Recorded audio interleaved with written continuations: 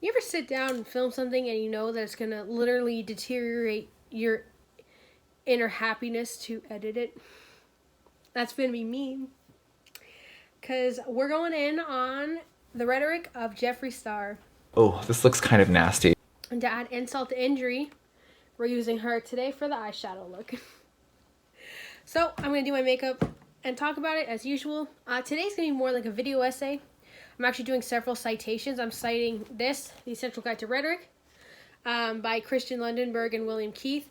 I also have a paper by, my computer's over here if I'm moving around. The paper Going Negative, an appraisal analysis of Donald Trump's Twitter. It just has like a couple of key components about the structure of Twitter that I wanted to talk about. Most people know I am a student of literature and rhetoric at the University of Waterloo in Waterloo, Ontario. And yeah, so this is what I study. So I decided I would make a video essay because it seems to be kind of what I'm good at. So first, got to prime the face and moisturize because, again, I went out and my sunscreen was nice and drying. So first, I also want to say that this video is definitely inspired by the Liam McAvoy videos. I don't know if I'm saying that right. I'm so sorry. I'm not Mick anything. He studied anthropology. Which actually I was supposed to take as one of my social science requirements, and then I dropped it because I hated it so much. So I wanted to do a pure rhetoric spin of it because he dabbles into rhetoric, but he doesn't go in as far. He doesn't do like critical discourse analysis, because that's not what he studies. Ethos and logos and pathos are a very common, because you study them in philosophy, you study them in anthropology, you study them in psychology. So those ones are what he uses a lot of, which is understandable because you study that in all fields. I'll be using ethos specifically, and also something that is from rhetoric called critical discourse analysis. So this might be boring, but like, I don't care. Okay, so first, I'm going to do through all of his apology videos. And I thought I would define the terms as I go into each one of them. I'm going to do the apology videos with the critical discourse analysis, and then the social media with ethos, because the social media is primarily where you would build your ethos. So yeah, that's what I'm going to do. So first, the famous racism video with like the period on the end. Not cringe, bro, at all. So first we're going to go into what's called repetition and overlexicalization. In this case, overlexicalization, by the way, is one word. When you try to type it in on Google Docs, it gets really mad at you if you try to do it in one word. Overlexicalization, repetition is obviously just saying the same word over and over again. I.e., I'm in a dark place. Overlexicalization is repeating the same thing in different words, but you're repeating an idealism. Like in the case of Jeffree Star, for example, like he really applies overlexicalization in the regards of how 10 years ago Jeffree Star isn't the same as current Jeffree Star. That's a very overlexicalized thing that he just drills in. And even dating back to the rhetoric's origin around 600 BC, repetition was seen as almost unexplainable as to how powerful of a rhetoric tool it is. Because you'd think that it would almost tire people, but it kind of forces the mind to think about it more afterwards.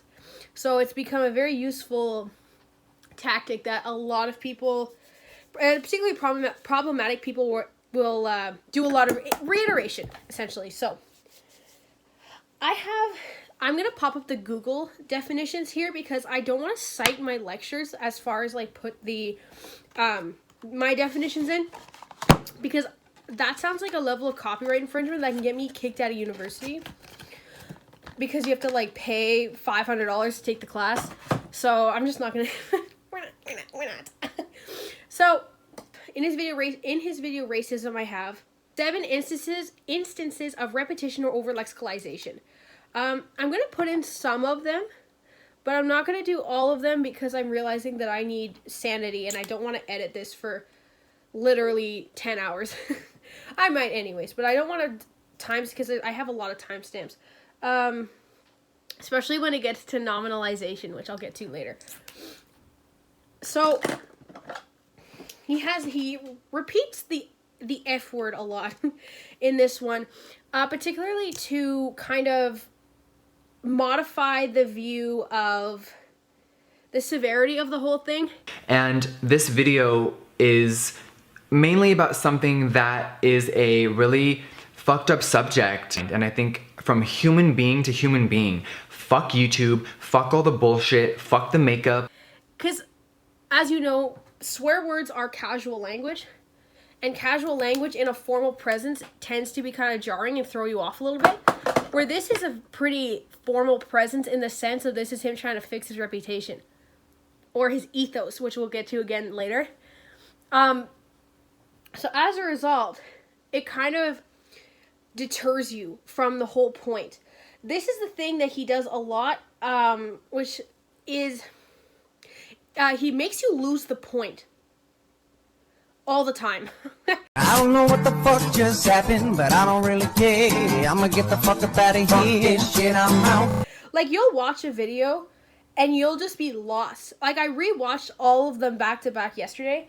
I got completely lost as to what the point was originally, because he always goes into, he'll separate himself from the situation as well. So, you know, the classic, like, that's the old Jeffree kind of thing. Similar to Shane Dawson's apology video, where he doesn't use I. He uses, like, that person. So, which Liam McAvoy mentions in his video as well. Another thing he applies overlexicalization for is separating himself from his career. A lot of stuff talking about, like, the toxicity of social media and how it, like, poisons the well of the person, essentially. I've called people stupid, I've called people rats, I've called people annoying, I've called people every name in the book when they attack me back, because it's hard not to react sometimes. And I think that people forget, you know, maybe once in a while the average person will hear an insult, but when you are online, the bullying and the extreme hate that can come your way, it is really hard to deal with. It is hard to log on and every day there are people saying you're great, and then there's people telling you you're an AIDS-infested faggot and you look like a fucking horse and you should kill yourself. So you become a victim to your career, so it's understandable that something like this would happen. It's like, it's almost like saying, like, oh, almost all the really famous white people have racist past. Like, isn't that what you expect? If you were to, like, dig deep enough, that's essentially just what he's getting at. Like, this is an evil career, so it's evil people, so of course this happens. Which is, like, you know. What? Child. Anyway, so. Huh? Just, like, wrong entirely. But, like, you know, the vibes. It's, like, do you, I guess, you know? I'm not gonna... Well, actually, I am gonna critique everything you say. That's what I'm doing. He repeats the term he repeats time frames a lot. 10 years ago, 12 years ago, because that's to also. There's 2 points to this. This is to separate, to imply a change of character, as humans change over time, no matter what. Even if you don't emotionally grow, you'll, like Peter Mon said this actually in one of his videos. Your brain deteriorates with age. So yeah, it's to kind of build the idea of change, but it's also to kind of alienate a younger group for the sake of that they were not aware of the time frame. Like, so people are, a lot of his fans are like 16, 17 years old. So I would say main demographic would be 16 to 24. So obviously I don't have his analytics, so I can't say that for sure. But from, like, looking at Twitter, who reposts his things, it's like older teens and young adults. I didn't have internet growing up at all. So I'm going to explain really quickly the reason why I bought this. I didn't have internet at all growing up. So I had no concept of this guy, what he's done. First Jeffree Star video I ever watched, actually, was a full face of brands that hate me, I think. So that was 2018. And I think the video had already been out for, like, a month or two by the time that I saw it. So... or a while. It was like July or August of 2018, maybe even more closer to September. It was, like, late. I was already back in Elmer, so yeah, it was, like, late fall. I did not know the Kat Von D fight. I just didn't like Kat Von D because I knew she was racist. I shouldn't laugh at the word racist. I'm just laughing at the audacity of these people. This makeup wipe's not to take off makeup, just to get it out of my eyebrows. Like, I'm not rubbing this on my skin. I did know about the Kat Von D stuff.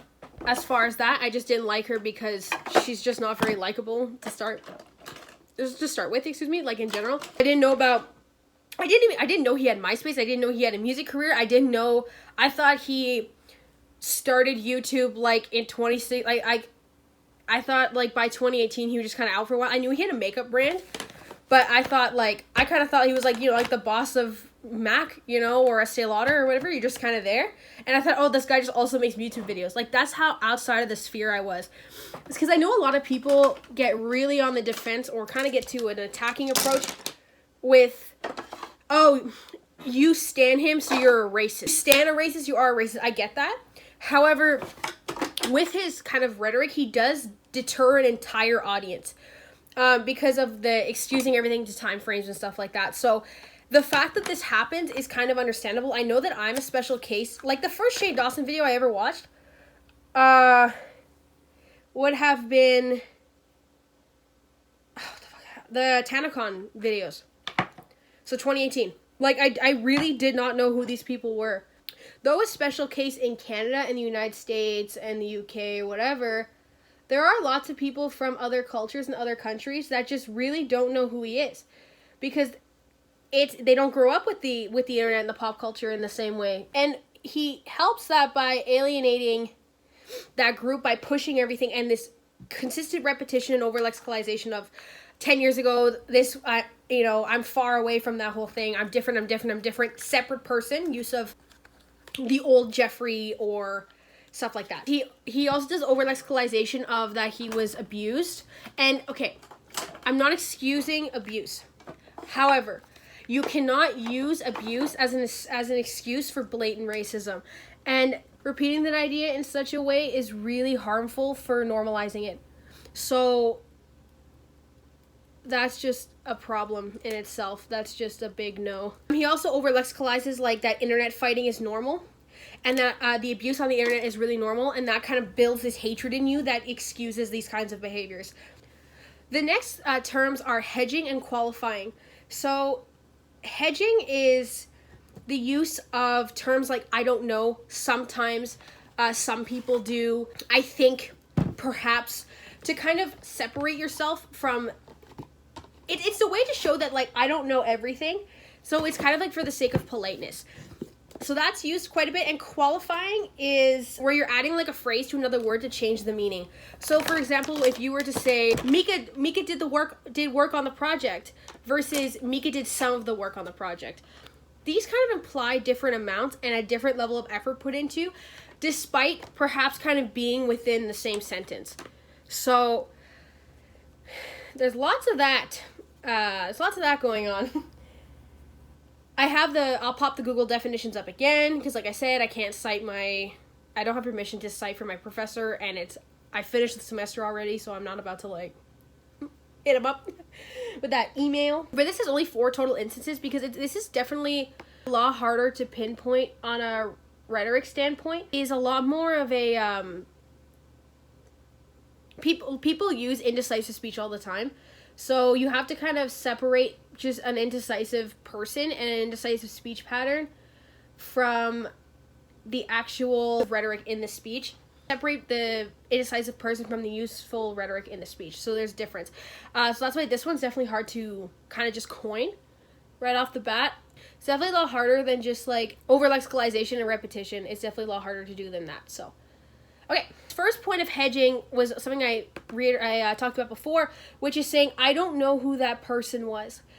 And those videos were 12 years ago. And I look at them and I see them resurface, and it just makes me sick to my stomach because I don't know who that person was. That's kind of separating himself from his past person and showing that he didn't even know what he was doing. So he's saying, I didn't even have knowledge on that, so how can you know? It definitely pulls the audience apart. Next one, it's hard not to react sometimes and maybe hear an insult, but when you're online, the bullying and extreme hate is hard to deal with. So he's saying like, oh, well, this is just me. a thing that a lot of people are aware of and a lot of people experience, he's going, well, it's just me. Because he doesn't want people to... That's a way of separating himself again, and also not showing any weakness.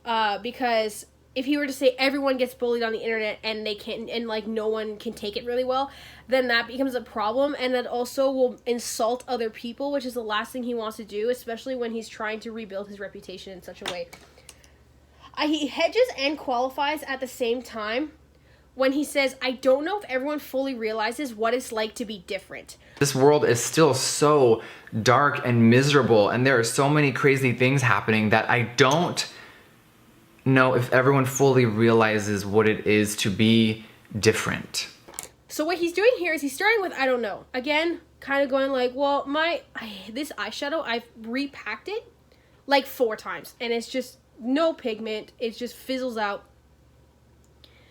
Quite annoying. What he's doing is he's using the qualifying part is what it is to be different, making himself relatable into this term, instead of saying like, I don't know what it's realized to be a man in makeup.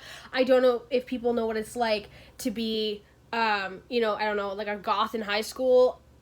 This way he's changing it to different for a relatability factor, despite different being, you know, it's supposed to be a term for uniqueness and very few being able to experience it. Finally, we have nominalization. Nominalization can be defined as separation from an importance of something. So in the case of like racism, it's not taking into account and acknowledging the people that it harmed and how bad they felt. He's not addressing the people that he harmed and how bad it made them feel with the fact that he was speaking in such a way. You know, same thing with Shane Dawson. Kids growing up with, you know, like black kids growing up with them being the brunt of the joke, it's really damaging on someone's self-esteem. So nominalization he likes to use. He uses that constantly. The old Jeffree stuff is an example of nominalization. The dark place is nominalization. There's lots of stuff. So this one he goes, he does this 5 times. A constant use of the time frame at 1 minute and 5 seconds. Through the last 10 years, I have lived my life on social media. It's been a really long journey from being a little musician on a little website to my career now. And it concerns old videos that were filmed of me 12 years ago. Use of saying that social media is ugly. I realized that with all of that is going to come the negative. Obviously the positive is so unreal, but the negative can be very, very dark and ugly. He also, from him saying that person instead of I or me, that person who at 621, that person who just graduated high school, and also kind of normalizing his reactions to being attacked on the internet and being yelled at in person. As like, of course I yelled the N-word with the hard R at somebody. They were mean to me on the street. 10 years ago, when I left the house, I wish it was like today. I think that people don't realize how it really was. And I would leave the house and people would spit on me. They would scream faggot at me. They would scream freak, and they would degrade me every single day. And what did I do? I fought back with rage. Actually, nominalization was not last. We have framing. Framing is just trying to get people to look at you in a certain light. So often done by trying to make someone else look bad or to kind of speak to yourself only in a positive light. Girl, you better chill. For example, you know, I am an inclusive brand owner. That is not what I've ever stood for. I am all about self-expression, self-worth, self-love. Is a big framing statement. Also by how ashy these shadows are. Proof ain't in the pudding, sister. So framing and framing is less, because it kind of delves into the other ones. Just in this one, there's one example where he just says, sometimes we fight back, we're all human beings. So he's relating himself as a normal person and that he has a normal reaction by screaming the N-word at someone. Also, you know, calling Jackie Aina a gorilla, or I'm sorry, I don't know that the other black influencer, but he called her a rat. You know, it's great. Next video, we have Never Doing This Again, which is really funny because D'Angelo Wallace, I checked, like 2 weeks ago, he commented, like, I guess he did it again. Also, I'm putting up the captions because I want you to see how much shorter they're getting. Also, the videos are getting shorter as well. And they all, to my understanding, so this one has the comments on. Never Doing This Again is the only one with the like to dislike ratio on and the comments on at the same time. I think he did this for this one because he knew he was getting away from the backlash because it wasn't in a situation that was directly involving him, in the same way that like him saying the N-word or him orchestrating an entire, you know, thing to take down a 19-year-old would be seen as, right? These are different, it's different levels. So he has, for repetition, repeats the term behind the scenes, 236, I was in a dark place, by repeating behind the scenes and I was in a dark place over and over and over again in this video like nothing you've ever seen. There was a lot happening behind the scenes. I was in a very dark place. Behind the scenes, I was in a dark place yesterday. Because behind the scenes, this isn't funny. And that's that behind the scenes, there were people in my head regurgitate and bring me into a dark place. I have many timestamps for that. I have 236, 308, 415 he says behind the scenes again, 620 he says behind the scenes again, dark place he says again at 1035. He, in this case for the overlexicalization, he overlexicalizes that he knows the most in the beauty community, so he was very justified to say what he said, despite never being able to pull up any proof of it. To this day, just completely disregarding it.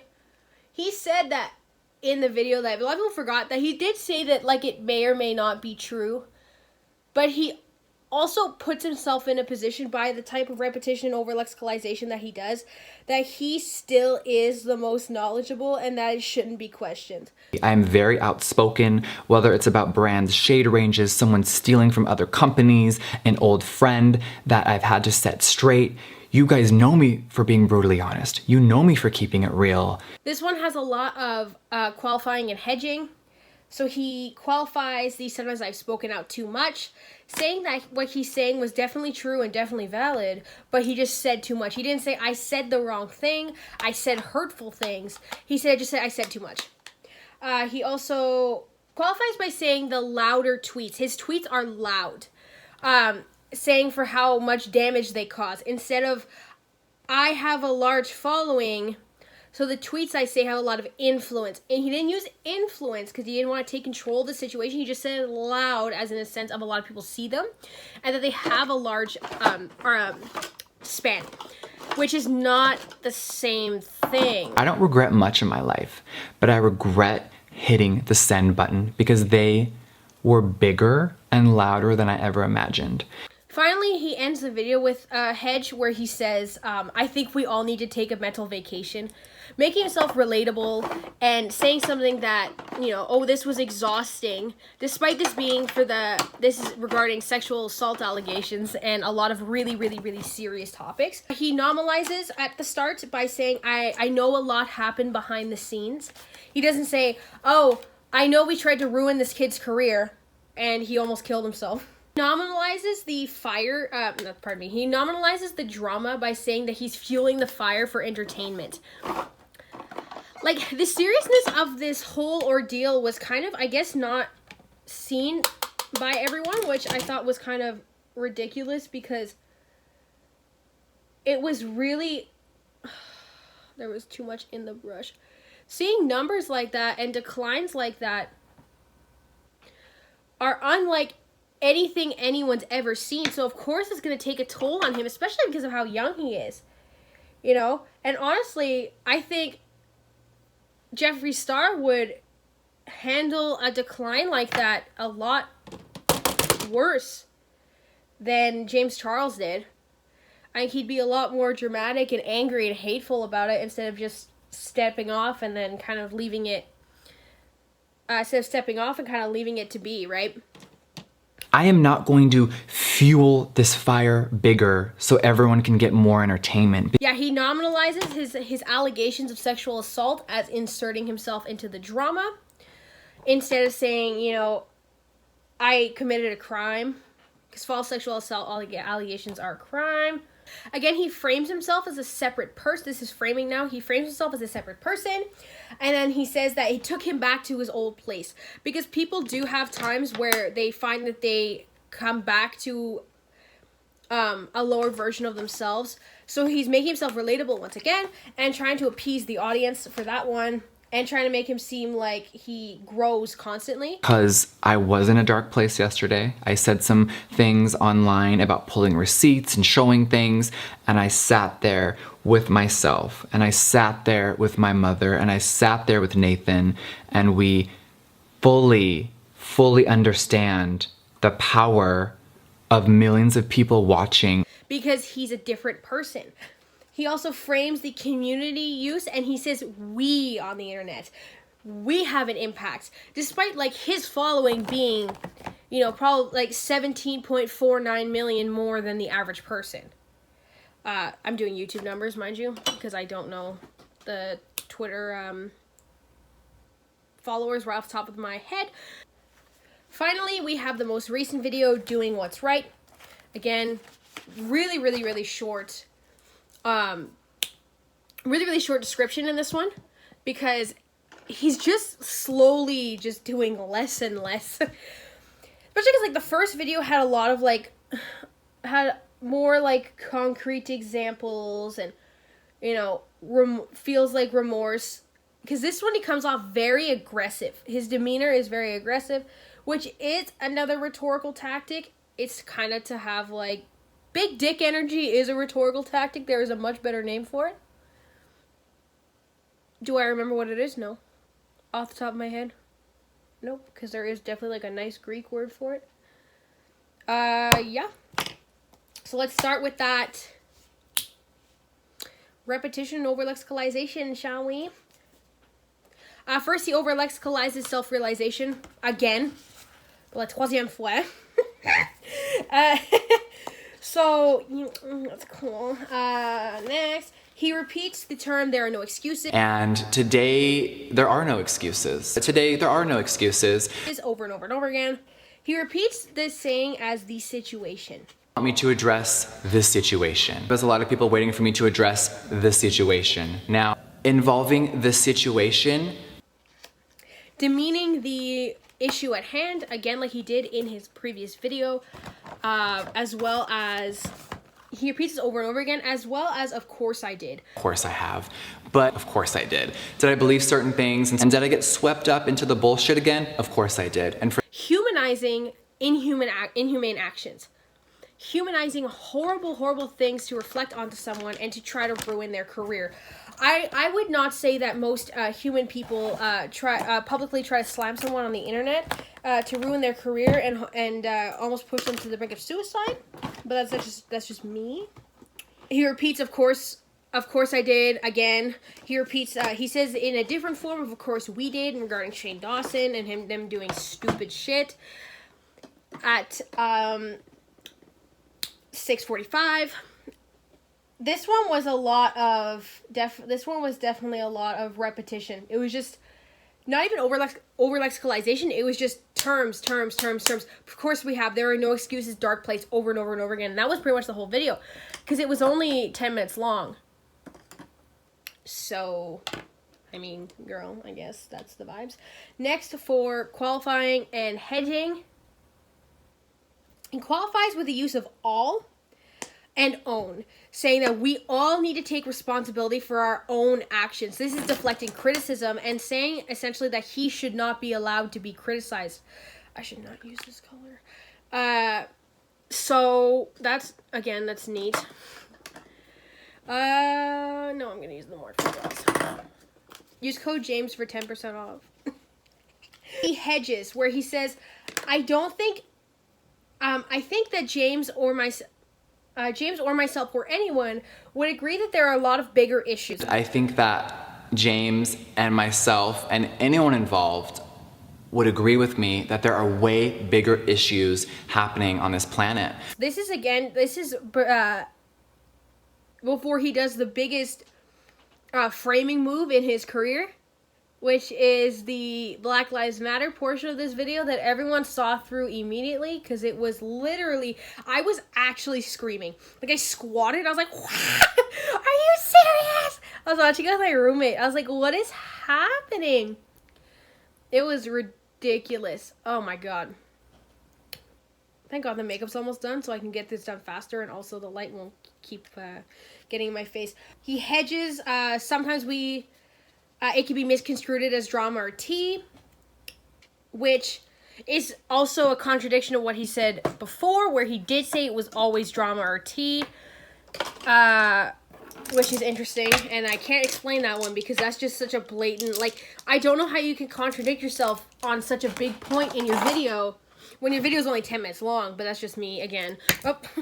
And he finally qualifies by saying that he needed a distraction, and he was distracted from his growth to explain the issues at hand, which was stupid. I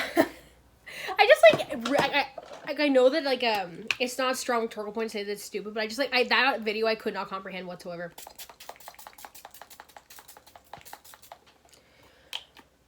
This one is mostly framing. This video is mostly framing, but next we do have to do nominalization. He nominalizes his actions by referring to them as slip-ups at 1 minute and 10 seconds in. So he's already on full damage control 1 minute in. Did I slip up? Am I human? Have I done some fucked up things? Of course I have. He nominalizes with the repetition term of the situation. As we know, like I said earlier, that sexual assault allegations should not be like a little drama, whatever. It's definitely should be deemed as something with a bit more punch than the situation.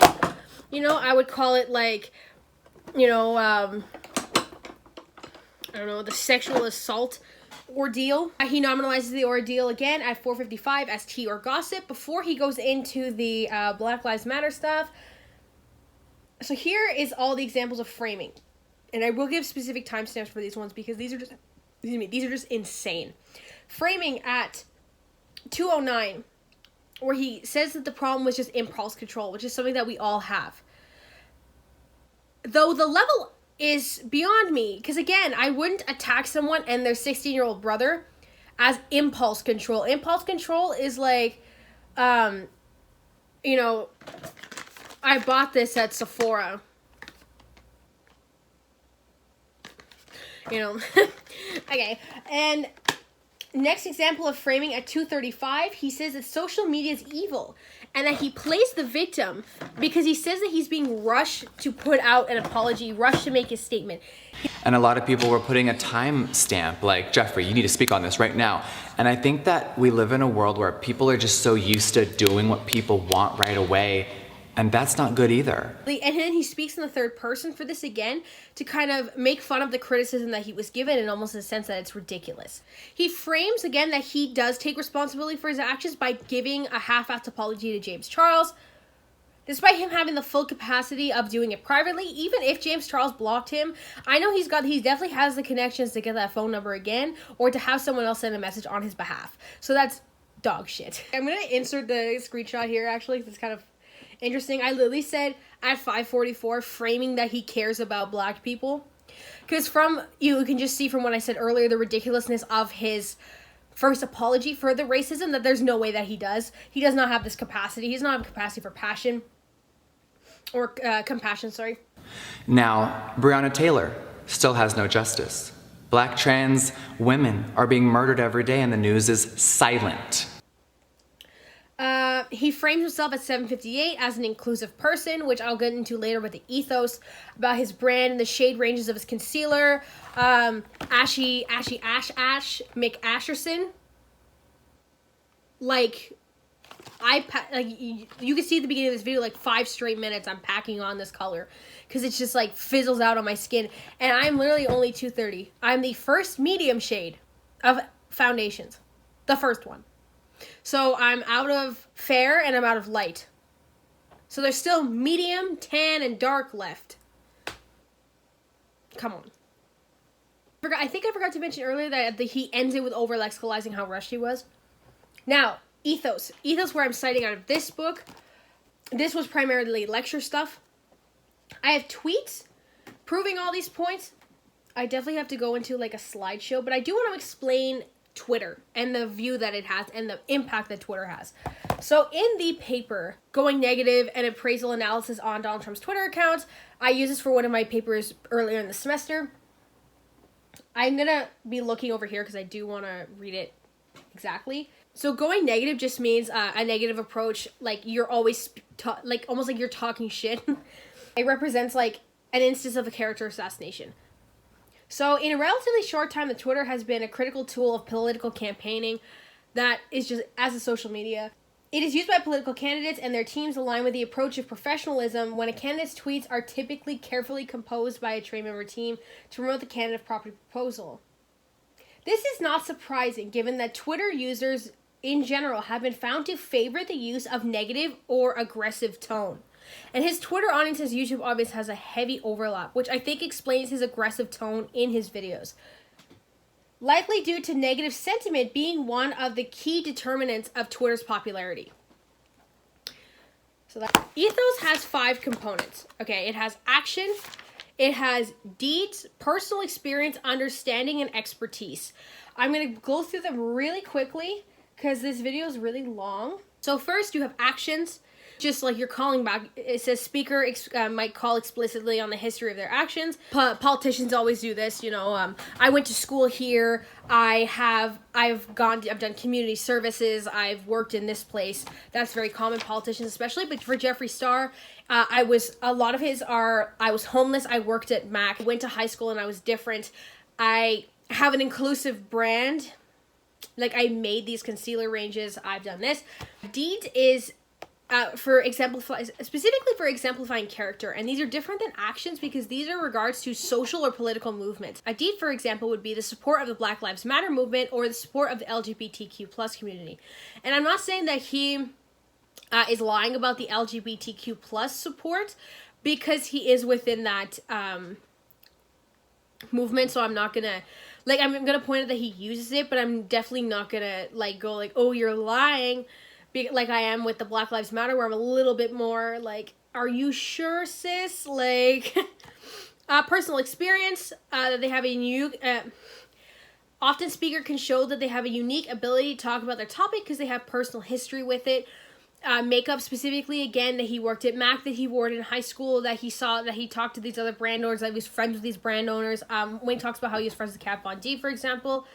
Understanding, this is how they use their audience's point of view and adapting to them. This is a lot of the relatability stuff. I count understanding as when he reposts other people's stuff, as well as just like he uses his signature words like iconic, and his hi, how are you? His hi, how are you is to build that understanding. To say, I'm interacting with you, I want to know what you're like, I want to be able to feel how you're feeling. And then expertise is they claim they have some kind of expertise where they justify with their education or research. Back again, the Mac thing, the brand owner stuff, they overlap a little bit more, but there are specific differences within those. So for actions, we have the following tweets. Hi everyone, I've missed you so much. And then he puts up the video. The video being doing what's right, where he specifically he's implying that he's going to use action here, which then intrigues the audience. He does not end up really using action because he doesn't address anything. He just calls it the situation. Him saying the iconic shadow put it back is about to sell out. So he's saying like, look what I'm doing. I'm selling out. I am so successful. A lot his actions as well would include his shock value. So like his half naked Instagram photos. So he puts on Twitter and he puts on Snapchat. He puts them everywhere. And also when he says like, oh my god guys, you've broken the mail system. Oh my god guys, you've broken Shopify. It's like, look at how successful I am, to kind of grow a bigger demographic. I have only 2 examples of deeds because I could not be bothered to dig through the Twitter account that much.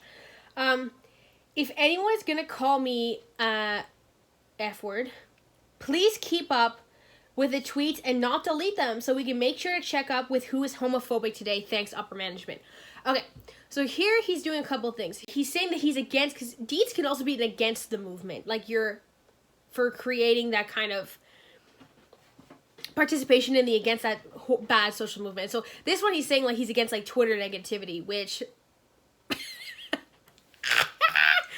my god, wait, no. And then he's also obviously he's against homophobia and against the hate against the LGBTQ plus community, and also the Black Lives Matter stuff, how he participates in that.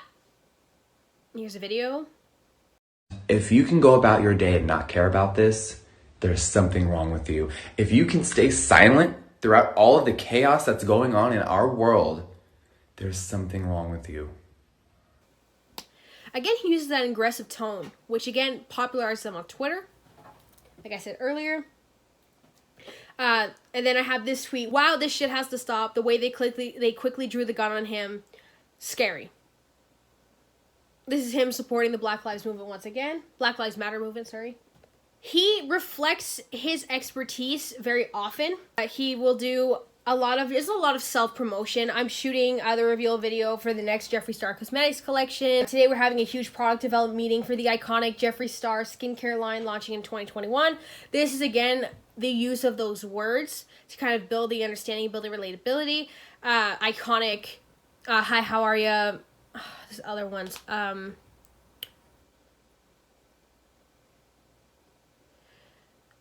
I can't remember.